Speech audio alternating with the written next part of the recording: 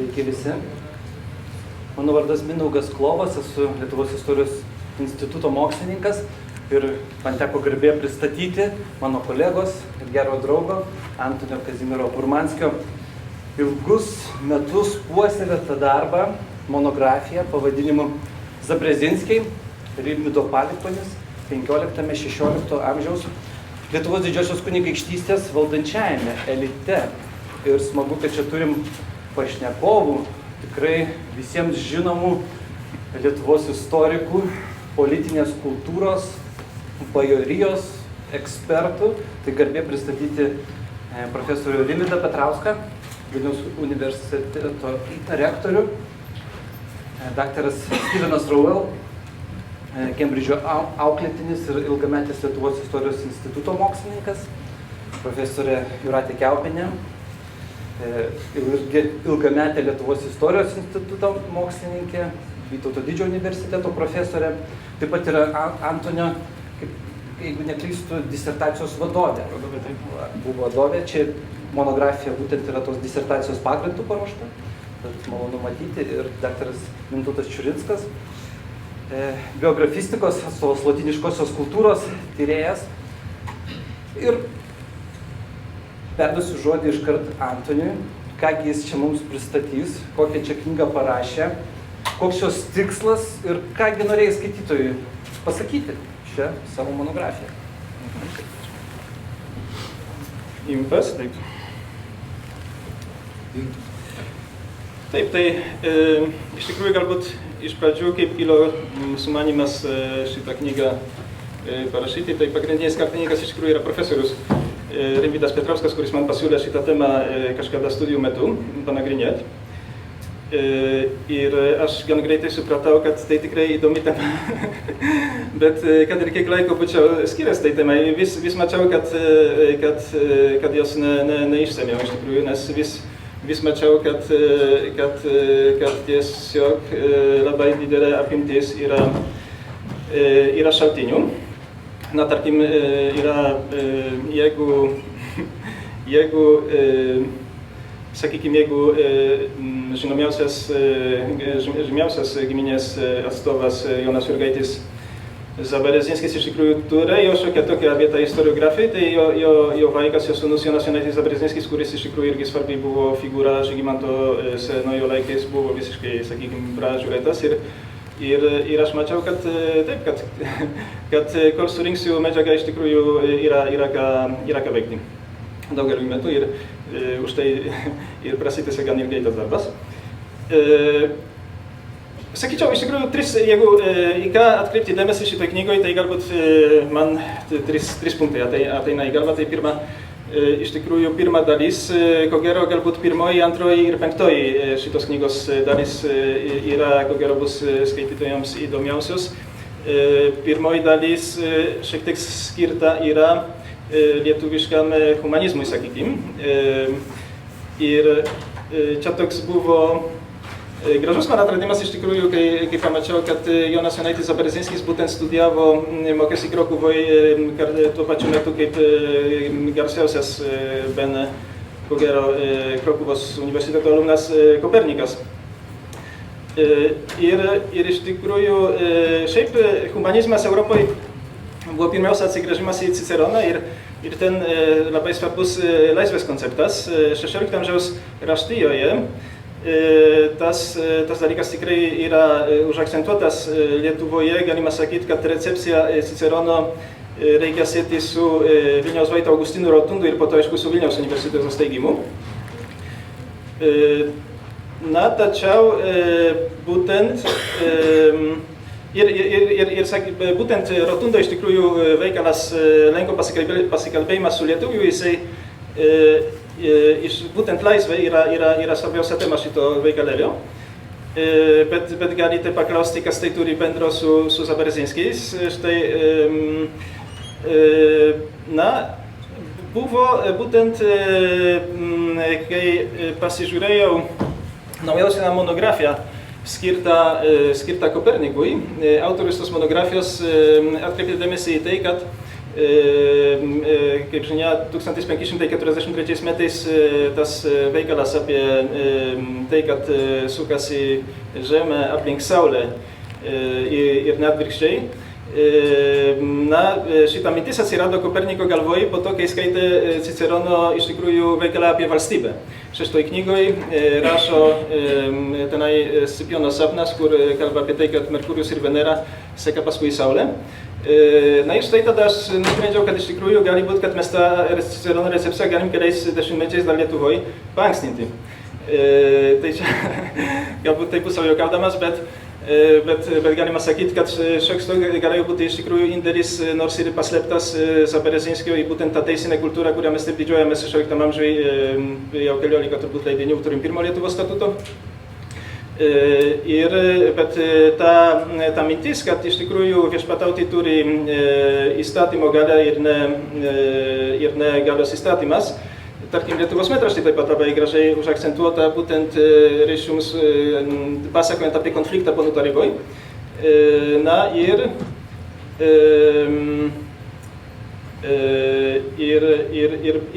iš tikrųjų tiek pirmas Lietuvos statutas, tiek Lietuvos metraštis, kurie buvo sukurti, kaip žinia, Alberto Goštauto aplinkoj.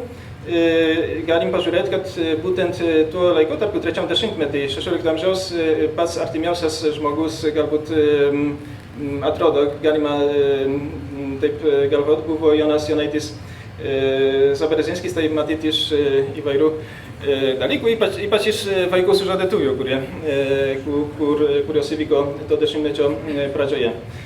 Tai čia būtų pirmas punktas, iš tikrųjų antras punktas ir trečias punktas, kiek mes laiko čia kalbam gali. Antroj knygos dalyje, iš tikrųjų, ko gero, galbūt pats svarbiausias dalykas, kuris šiek tiek toks mažas dalykas, kurį aš iš pradžių pražiūrėjau, buvo ilgokai taip paradoksas toks irgi, kad tyrinėdamas būtent Jono Jurgaičio Zaberezinskio žūtį, ilgą laiką nekreipiau dėmesio į pačius ankstyviausius šaltinius, į tas žinutės, kurie praneša, tai buvo laiškai Žygimanto Senojo Maskvos kunigaikščiui Vasilijui Ivanovičiui ir Totorių Hanui Mengli Girėjui, kuriuose ką praneša, iš tikrųjų aš ne per daug kreipiau dėmesio į tuos pranešimus, kadangi ten buvo toks gana trumpas, lakoniškas pranešimas, kad jisai žuvo. Na, bet ten vis dėlto buvo viena kita detalė, kuri kažkaip užkliuvo. Vienu metu rašo Žygimantas Senasis, kad Glinskis burtais pašalino Aleksandrą, brolį Aleksandrą iš šio pasaulio ir aš galvoju, prie ko šitie burtai. Na ir po to taip nesiodamas po visas tas kronikas, žiūriu, kad ten po to ir rašo apie burtus, iš tikrųjų kancleris Jonas Laskis, kuris buvo iš tikrųjų Aleksandro Jogailaičio labai artimas, iš tikrųjų palydovas iki pat mirties daug Lietuvoje laiko praleidęs, kuris iš tikrųjų buvo šiek tiek, tokia figūra truputį galbūt irgi to konflikto istorijoje šiek tiek iš dalies galbūt pražiūrėta, nors ne visiškai, bet jo vaidmuo galbūt nepakankamai įvertintas. Ir tai, man atrodo, padeda daug suprasti, iš tikrųjų, tiek kalbant apie konfliktą ponų taryboje, tiek apie irgi Melniko unijos bylą, būtent Jono Laskio vaidmuo. Na ir trečias punktas, galbūt yra tarp jūsų Simniškių, Alytiškių, tai paskutinį toj dalyje aš ten bandžiau tarsi pagristi, kad būtent šitai giminiai galima priskirti, sakykime, tokio miestiškumo bruožų įgijimą tų gyvenviečių.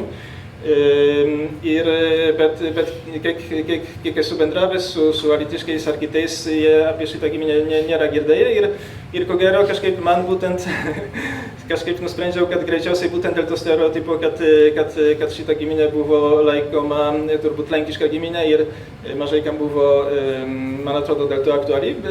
Ir čia galbūt yra toks, galima galbūt pasakyti, chrestomatinis net pavyzdys iš tikrųjų giminės, kuri, nes tikrai, ko gero, būtent šitoj kartoj Aleksandro Jogailaičio ir jo brolių kartoje įvyko tas lūžis, galbūt, kaip čia pasakyti, lenkakalbiškumo, tokio perėjimo galbūt į tą.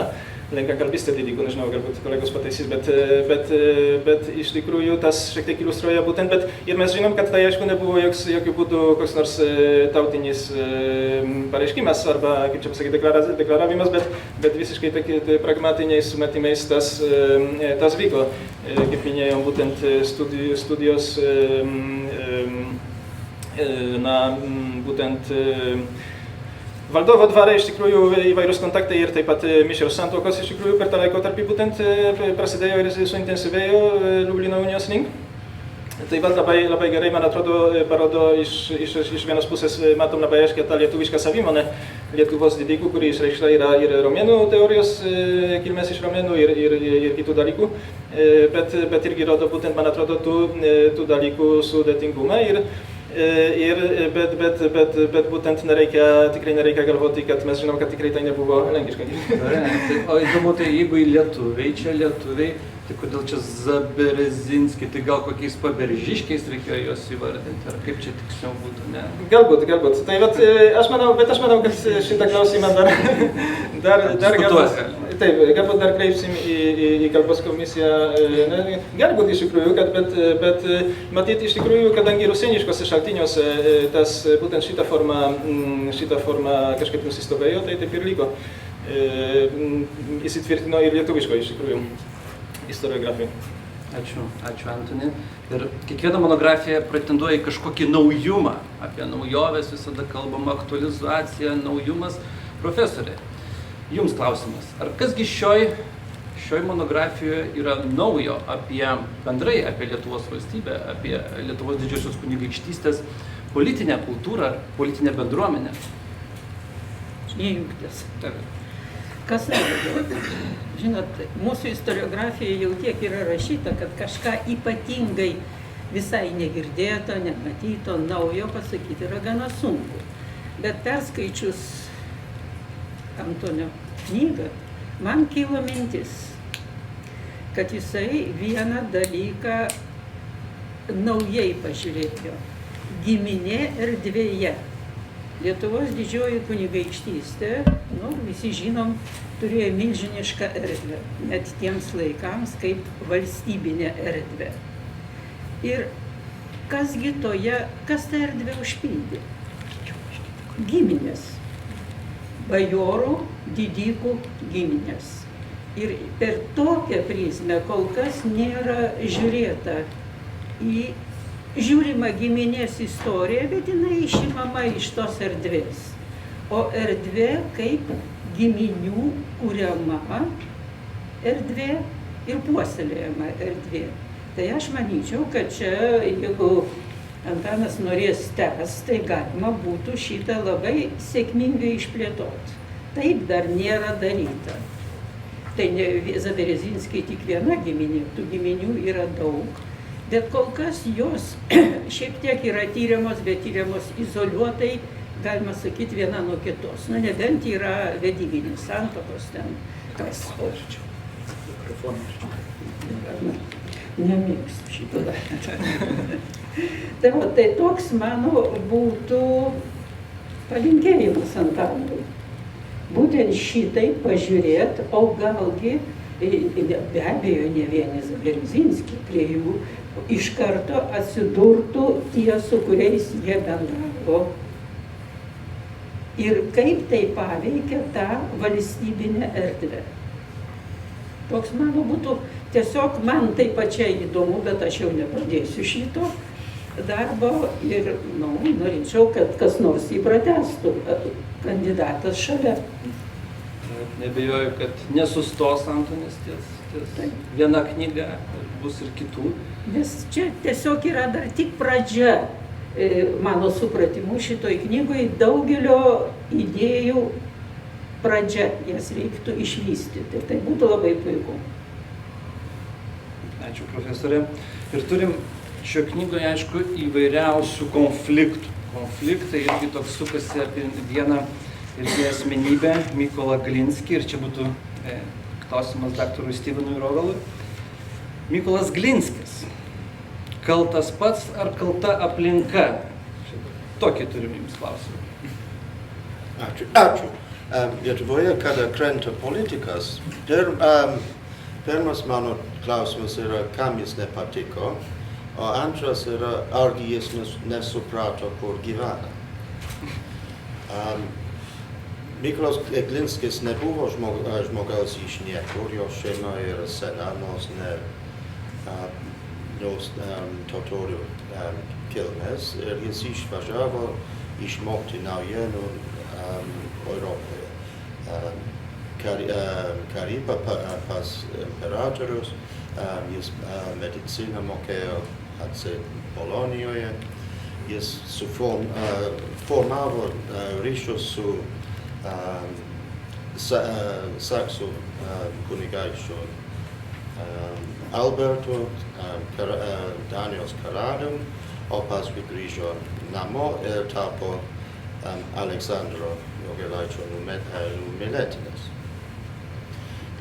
Bet jis aplink save, būdamas užsieny ir nebūdamas iš centrinių ponų, didelė draugų rato atrodo neturėjo, o jis priklausė valdovui, kad gautų žemės postus ir įtaką. Arba kaip Žygimantas Senasis pasakė, kad jūs neturit iš tėvonijos, bet iš valdovo malonės. Bet man atrodo, kad Vargšas Glinskis šito ne visai suprato. Jis padėjo Žygimantą ateiti į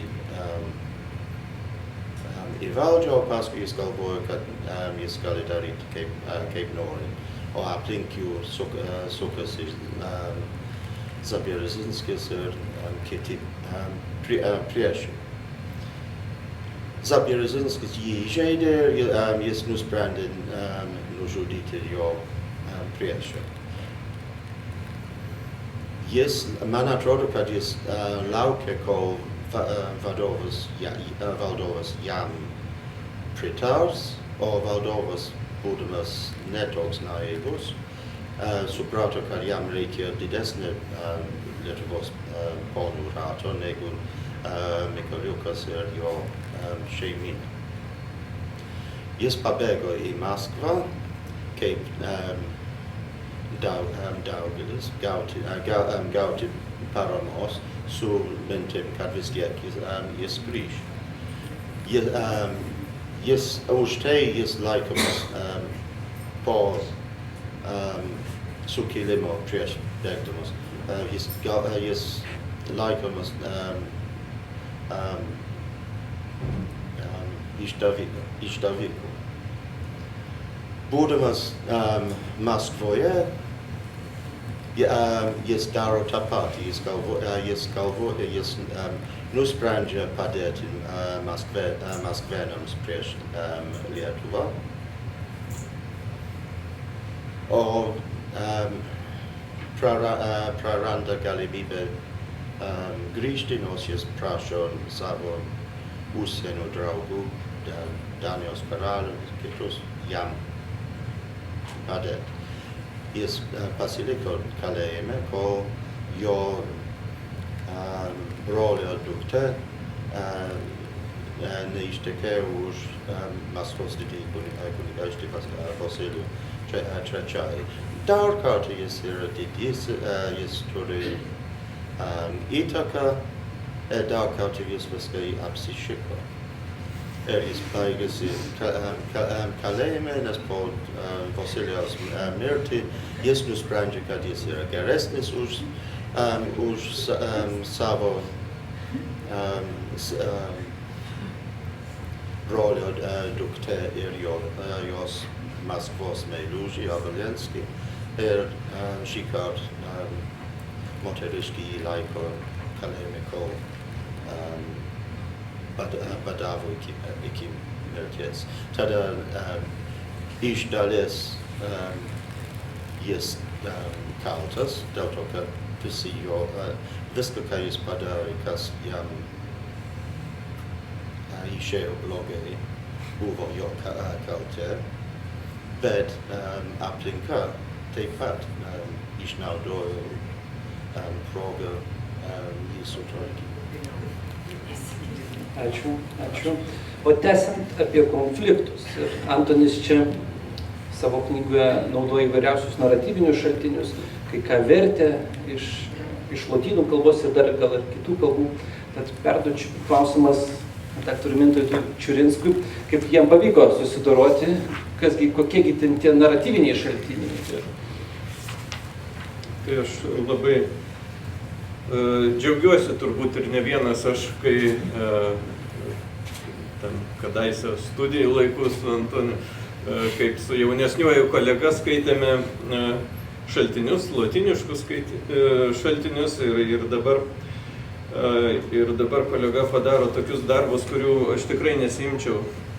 Puikiai knyga, nieko jai netrūksta, gale yra ne tik sąrašas šaltinių ir publikuotų, ir nepublikuotų, bet ir priedas. O tas priedas mane labai domina. Aš su Jono Zeberezinskio figūra taip pat susidūriau per tą garsųjį konfliktą ir jo nužudymą. Tai galiu net ir pacituoti Antonio vertimo fragmentą. Vienas iš naratyvinių šaltinių, turbūt ne pats ankstyviausias, bet vis dėlto rašyta yra gerai informuoto žmogaus, Maksimilijono Habsburgo pasiuntinio Zigmanto Gerberšteino ne kartą keliavusio į Maskvą ir aprašiusio savo patirtį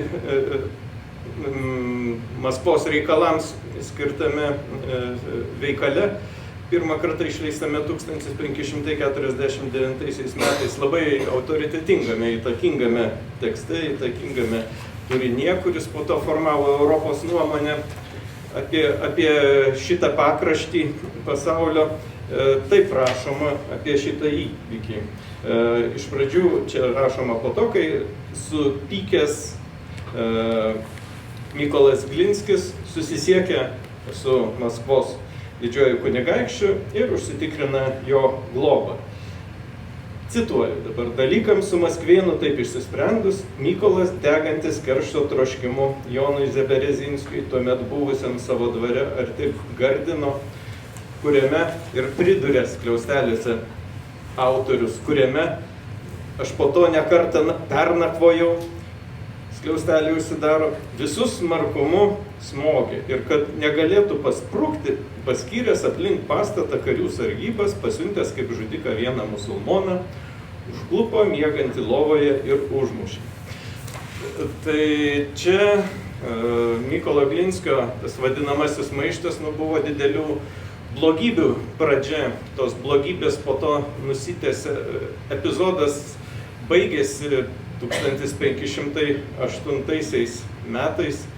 Tarp kitko jis aprašytas Bernardo Vapovskio irgi lotynų kalba, tai šitą šaltinį irgi galima būtų visą įdomu komentuotą paskelbti. Romoje tenai tas atrodo sukurta buvo apie veikalėlis skirtas šitam konfliktui, žyminčiam Žygimanto Senojo kaip valdovo veiklos pradžią ir tą pirmąjį karą su Maskva aprašantis. Tai po to daug kas atsikartojo 1512 metais atsinaujinus, 10 metų jau trukusiam karui su Maskva ir aš čia priėjau prie Zeberezinskio šito konflikto su Mykolu Glinskiu irgi per tą epizodą, kad tais metais, Oršos mūšio jau metais, 1514, labai aiškiai buvo susiorganizavęs savo perėjimą atgal pas Žygimantą Senąjį, perbėgimą iš Maskvos didžiojo kunigaikščio. Deja, nepavyko. Vis matome šitam Lietuvos ar Alkiviadui, ar šiaip labai veikliai istoriniai asmenybei kartais pavykdavo iki viršūnės pakilti, bet yra ir visiškai, kaip jau ir buvo sakyta, sulaukęs tokio žlugimo, tai tenai ir buvo supančiotas, demaskuotas, supančiotas ir prieš Oršos mūšį išsiųstas gilin į Maskvos ir kalėjo, išsiųstas gilin į Maskvos didžiąją kunigaikštystę. Tai labai man ši knyga yra brangi, nes tais laikais, kai pats aiškinausi, Zaberezinskio pavardė išties skambėjo nelietuviškai. Aš suprantu, kaip toks istorikas mėgėjas, kad jis turi būti lietuvis, turi būti Lietuvos pilietis, nes Lenkam pareigos nebuvo tuo metu dalinamos ir negalėjo būti dalinamos, bet daug medžiagos nebuvo. Dabar yra viskas, kas reikia. Jeigu grįžtume, tai ir visa giminės istorija. Ir yra išanalizuoti tie skirtingi naratyvai. Jeigu imsime šitą konfliktą, garsųjį pavyzdžiui, tai yra pateikiama ir Mykolo Glinskio pozicija, ne tik tai valdovo šalininkų pozicija, kuri daugumoje šaltinių atsispindi, bet ir Mykolo Glinskio paties laiškai, kaip jisai nušviečia šitą nužudimą. Daug kilniau jis ten bando jį pristatyti, kiek atsimenu, rašydamas Vengrijos ir Čekijos karaliui Žygimanto Senojo broliui Vladislavui, su kuriuo buvo pakankamai artimai pažįstamas ir prašė po to tarpininkavimą.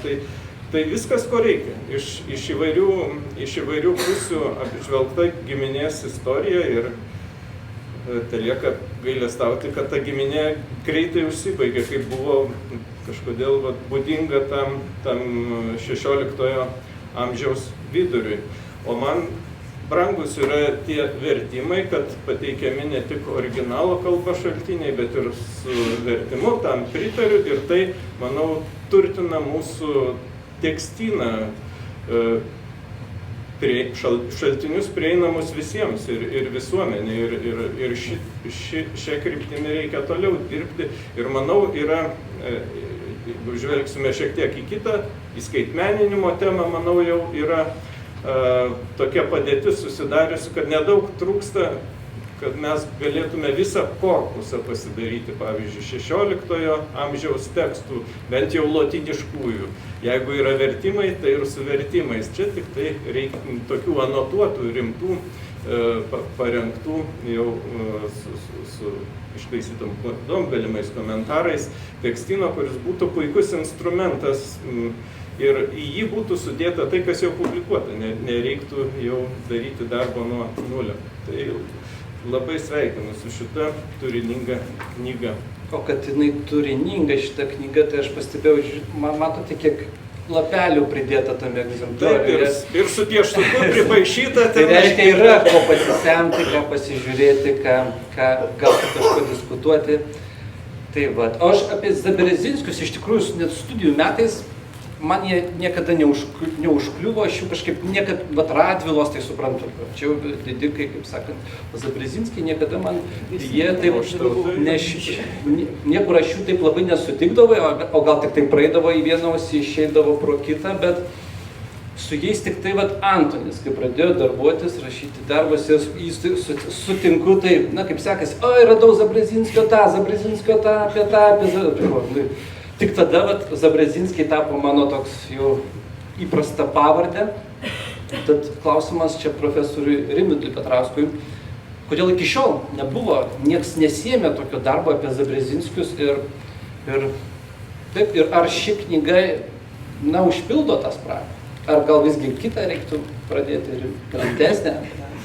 Tai visų pirma, tikrai labai džiugu, kad tai, kas kažkada labai prieš daugelį metų, 20 metų gal praėjo, prasidėjo Vilniaus universiteto istorijos fakulteto auditorijose, Mindaugas su Antoniu yra kursiokai, tai kad jie vienaip ir kitaip tos savo tyrimus, kuriuos tada pradėjo, užbaigė.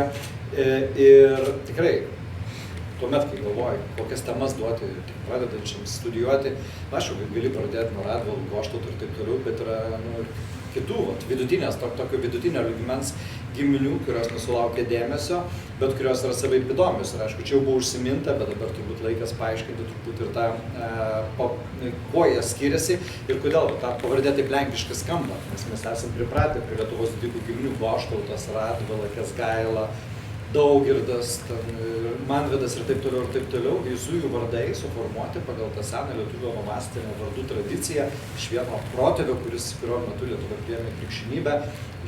Paprastai būdavo sukonstruojamas paveldimas giminės vardas, su Zaberezinskiais gavosi atvirkščiai, tik Antonas sugrąžino istorinę tiesą, pavadindamas jos garbingų Rimvydo vardu, tai už ką aš jums papildomai dėkoju.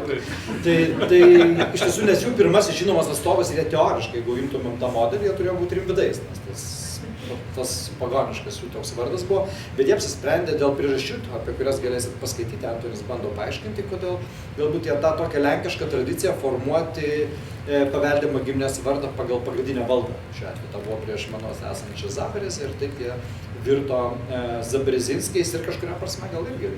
Tai irgi nulėmė jų tokią, šiek tiek tai, kad jie buvo truputį nustumti, nors tikrai Aleksandro laikais, tai nebijotinai, buvo tarp kelių pačių įtakingiausių giminių, yra dramatiška istorija, kuri atrodo irgi skatina tyrinėti tas nužudymas to viso Glinskio kontekste, bet kita vertus tai tikrai labai trumpa istorija. Čia buvo užsiminta, realiai tokie labai tikrai žinomi atstovai yra tik 2 kartose, kitos kartos tai mažiau žinomos ir tai turbūt atbaidydavo. Aš manau, tai tiesiog atbaidydavo. Aš pats tuo metu duodamas tą temą galvojau, čia va parašys tokį darbą, maksimum referatą, kursinis gal, bet kad iki disertacijos čia tikrai aš taip net neįsivaizdavau, čia gerai, kad ir Jūratė prisidėjo po to bet išaugo iki disertacijos ir iki dabar monografijos. Nemanau, kad čia artimiausiu metu reikės kažko pildyti, aš tikrai manau, kad čia didžiąją dalimi yra išsemta, tačiau vis dėlto ta giminė kartu, vis dėlto kalbant apie ją, jinai yra neįsipildžiusi iki galo ir va tas paskutinė dalis, ir Antonis tą akcentavo,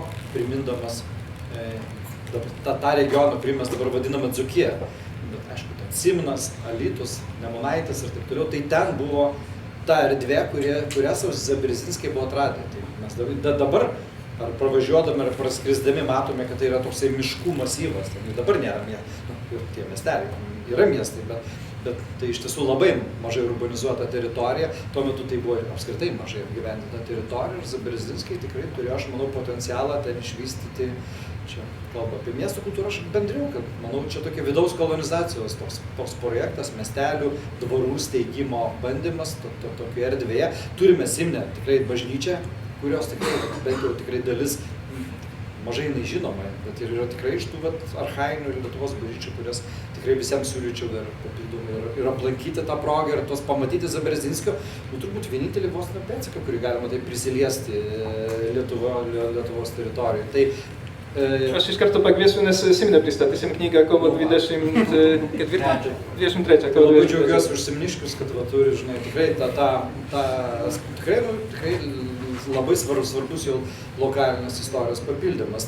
Bet Zaberezinskio atveju tai čia vis dėlto nerealizuota, nes dėl to, kad Išmerė giminėje nutrūko tas projektas, jis taip priliko tik tai pradžia, bet kartu aišku, tai tapo šitos knygos dar vieną tikrai papildomą svarbia dalimi parodyti, kaip šitas dalykas vyksta.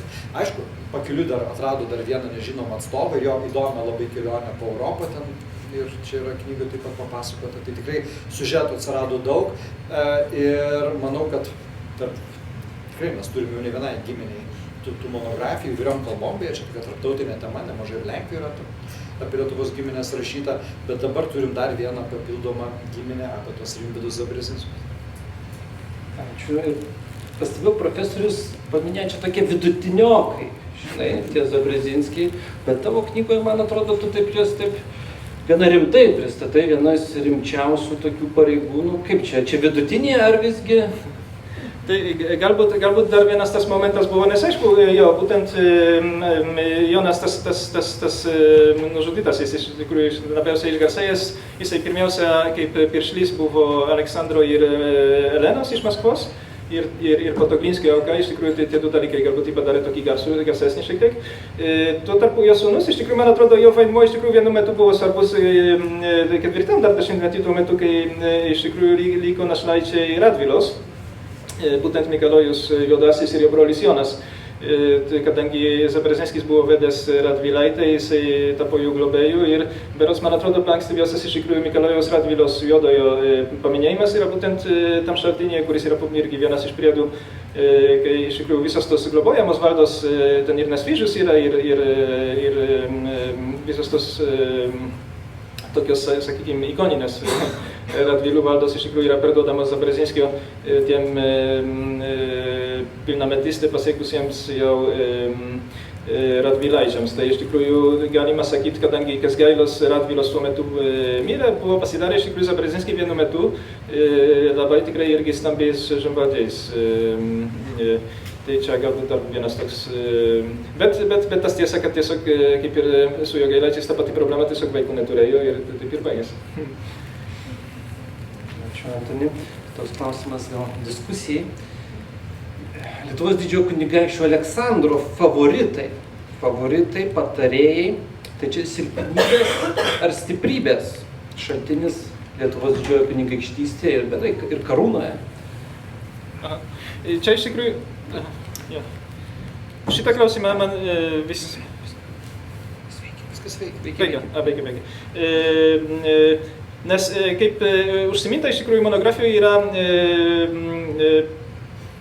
Miechowiškis, iš tikrųjų Motiejus kronikininkas Žygimanto Senojo laikų, pradėjo tokią juodą legendą Aleksandro Jogailaičio. Nemažai iš tikrųjų daugelis vėlesnių istorikų, kaip Friderikas Papė, po to Lenkijos Krzyštofas Petkevičius, profesorius Rimvydas Petrauskas, ne kartą iš tikrųjų tarsi reabilitavo Aleksandrą, pabrėždami jo visokius nuopelnus, bet ir vienas iš tikrųjų iš argumentų, kuris kartojosi keliose pozicijose, buvo tas, kad Aleksandras nors ir pats buvo galbūt nelabai gabus, bet jisai gebėdavo pasirinkti iš tikrųjų gerus išmintingus patarėjus, talentingus, galbūt čia buvo turimi omenyje ypač Erasmas Čiovaikas, tas pats Laskis iš tikrųjų. Bet vis dėlto aš žiūrėdamas Glinskio ir Zabrzezinskio istoriją kažkaip norėjusi man visada oponuoti šitai nuomonai, kad Aleksandras gerus patarėjus savo pasirinko. Tai jeigu kas nors dar iš pranešėjų norėtų... Nors ne apie tą mano, ten tikrai visai yra šlegeris ir taip darau, čia galime 10 sugalvoti. Aš manau, politiniai patarėjai, kažkuria prasme Aleksandras suvaldė tą konfliktą dar būdamas gyvas. Manau, kad Glinskui tikrai pasinaudojo, manau tikrai čia Stevenas pasakys, kitaip jis nebūtų tapęs numylėtiniu ar favoritu, aš manau tikrai jis buvo ryški figūra to meto elite, kad jis kaip kometa įsiveržė tą ponų tarybą, turėjo tikrai ir ryšių, jis mokėjo juos taip puoselėti, tikrai neabejotinai smarkiai išsiskyrė įsilavinimu savo ir labai įvairių truputį.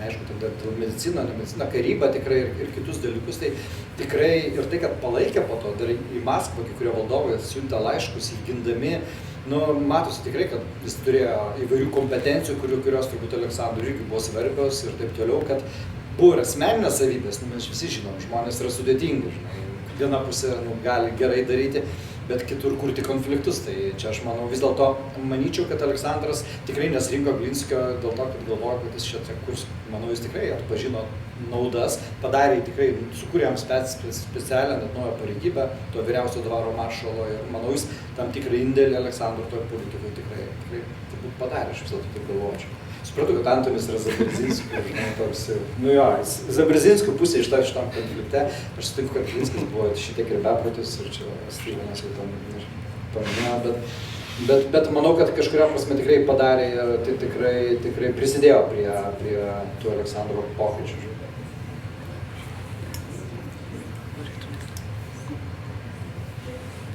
Manyčiau, kad nereikia ieškoti valdovo, kuris viską pats gebėtų. Tai yra viena iš tokių, gana dažnai pasitaikančių klaidų. Gabus jis viską pats, nei vienas valdovas nepadarė pats vienas, tai buvo neįmanoma. Gabumai duodavo pasirinktos patarėjus ir juos įdarbinti.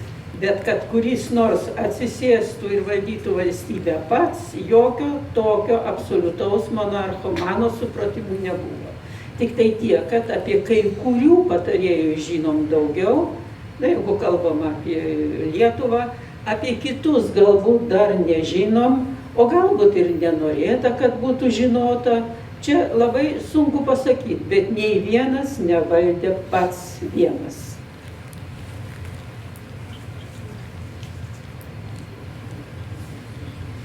Norėčiau pasakyti tik tai, kad būti favoritu nėra lengva.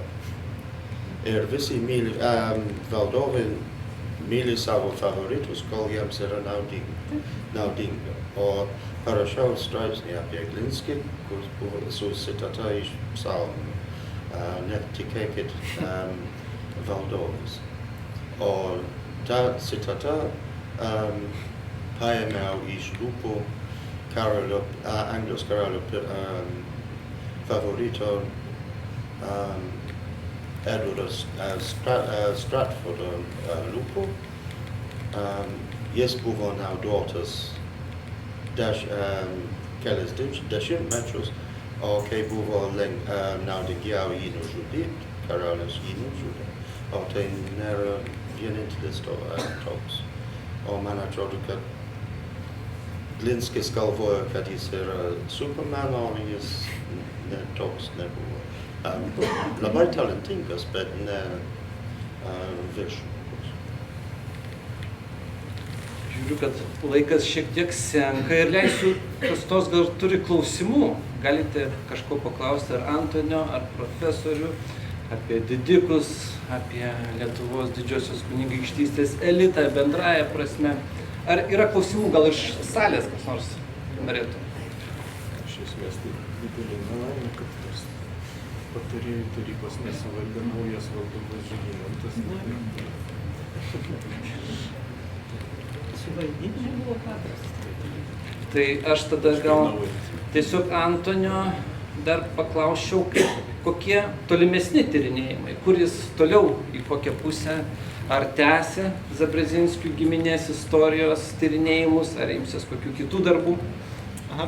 Na, man iš tikrųjų iš visų tų, pamenu, kai gyniausi disertacijos darbą, tai viena iš pastabų, kur man labai padėjo, buvo Eugenijus Saviščevas man pasakė, ten konfliktą atomazga ir nėra jokios atomazgos. Ir aš tada supratau, kad jo, reikia peržiūrėti šitą skyrių ir iš tikrųjų viską ten perrašyti. Ta prasme, nemažą dalį. Bet vienas iš klausimų, kur man liko tarsi neišspręstas, buvo vėlgi Mykolo Glinskio tie ketinimai, kadangi senoj istoriografijoje iš tikrųjų nuspręsta, kad kaltinimas mestas Glinskiui, kad jisai bandė uzurpuoti iš tikrųjų sostą Lietuvos didžiosios kunigaikštystės, buvo pramanytas.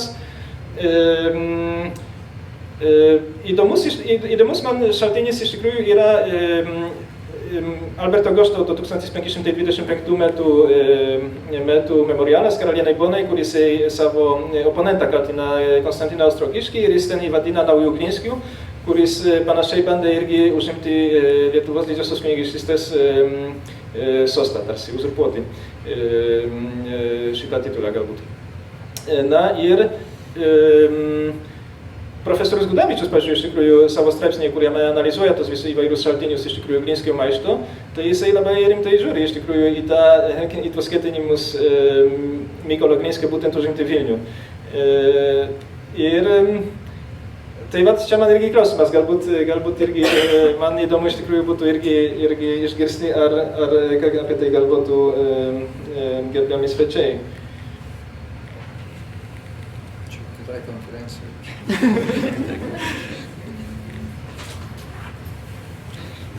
Aš tai gal tik šiaip, kadangi eina į pabaigą laikas, aš manau tikrai labai svarbu ir toliau tyrinėti, aš manau, čia vidutinio lygio, čia truputį gal perdėjau, čia iš tiesų svarbi giminė, bet atrasti daugiau giminių šalia tų mūsų tradiciškai žinomų Radvilų, Goštautų, Kęsgailų, jas įvesti į istorinį kontekstą, atrasti reiškinių su jais susijusių. Šiuo atveju tikrai Zabrezinskiai, visą laiką Glinskis, nužudymas ir taip toliau.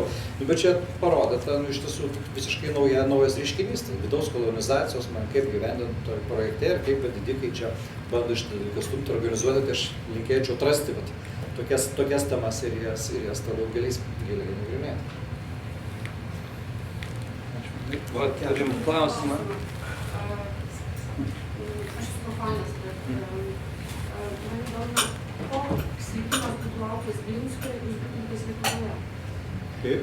Jeigu Glinskis būtų likęs Lietuvoje, koks likimas jo būtų laukęs? Maždaug.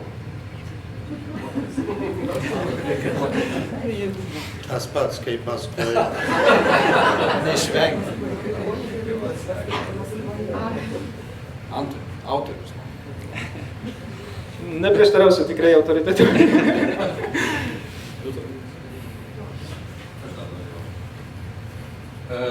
Rimvydas Petrauskas ir jau Antonis paminėjo apie Simną, tai nesusilaikau, esu tikras simniokas ir Antanas jau paminėjo ir kitą renginį kovo 23, kurio metu bus pristatyta jo knyga Simne.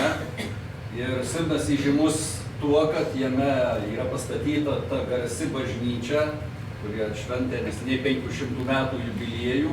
Ir Antonis savo knygoje yra paminėjęs, kad ta bažnyčia yra susijusi su katalikų bažnyčios kronika, kuri yra kitas labai svarbus istorinis reiškinys, sovietmečio pasipriešinimo tam režimui.